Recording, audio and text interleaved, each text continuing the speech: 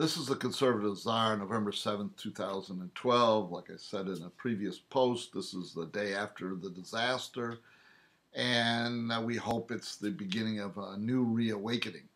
I want to point out here basically why it's a disaster and what the problems are we're confronted with and what's going to happen here in the immediate future. And there's some interesting things. I strongly recommend, I posted on my website excerpts from an article by Erick Erickson of Red State.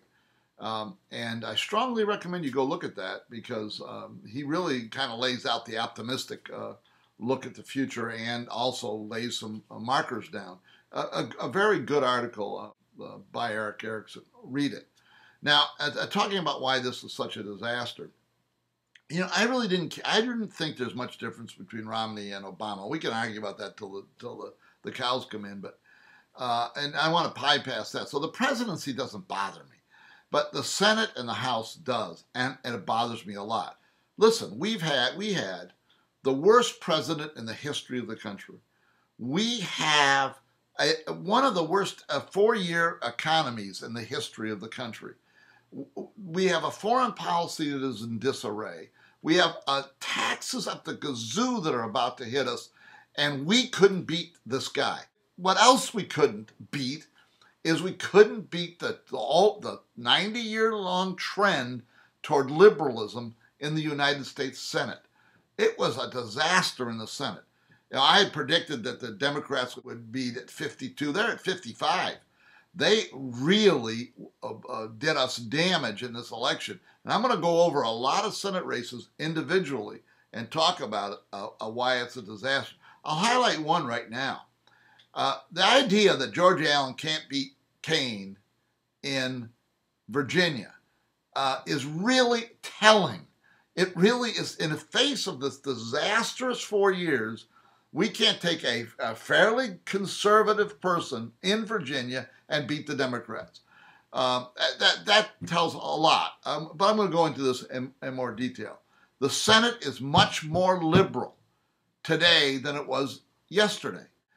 The House of Representatives, we held our own. I don't know the final count, but we're going to lose seats. I thought we might gain seats. We're going to lose a few seats.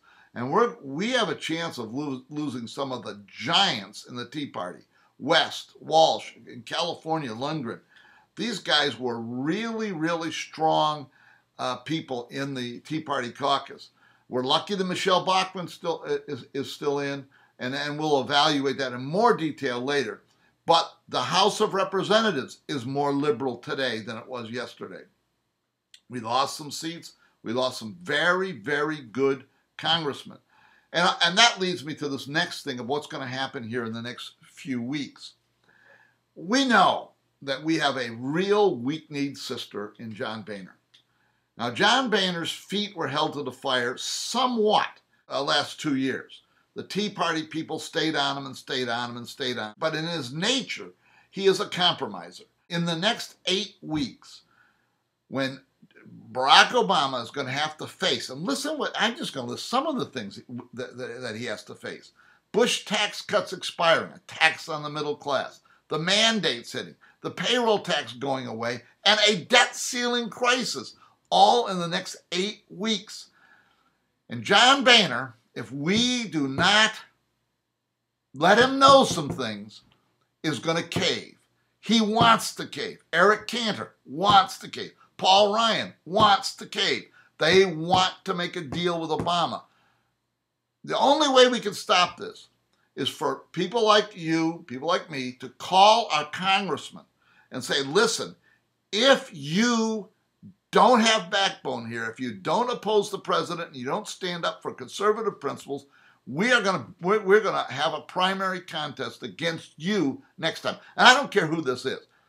And I'll tell you, you can hear a lot of people. They're going to come down on us big time because, you know, it was the conservatives that cost us the Senate. It was the fact that we had 2 conservative people running.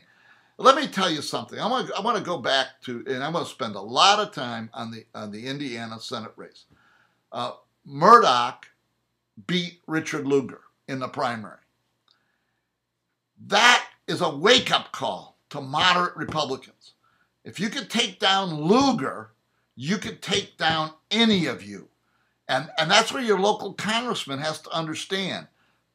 Be conservative, be bold, take chances and take risks. This is what you got to be telling them. And tell them that we will mount a primary campaign.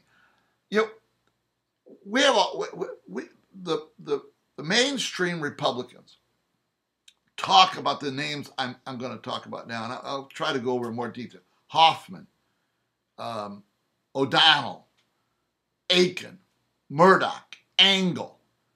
These are all conservatives, really good conservatives that won primaries and then lost.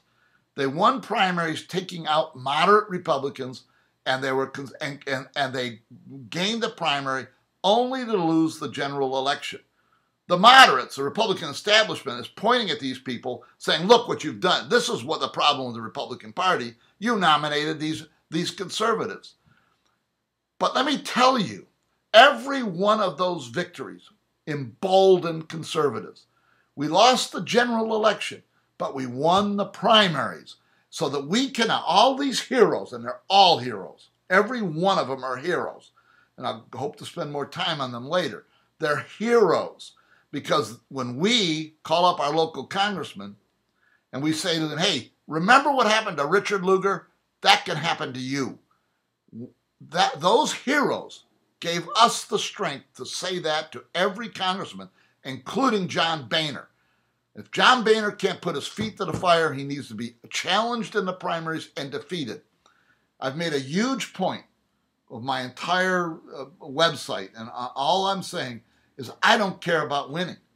What I care about is getting the true message in front of the people. They can make a decision. I happen to believe in the true message. I happen to believe in the conservative Christian values. I happen to believe that these things are true, and they will do well in the public square. But they have to be presented in the public square. And they have to be presented by people with the guts to run in the primaries, win the primaries, state their positions, win or lose. These are our heroes, and this is why we, as traditional conservatives, have any kind of power today. This is the Conservative Czar. See you next time.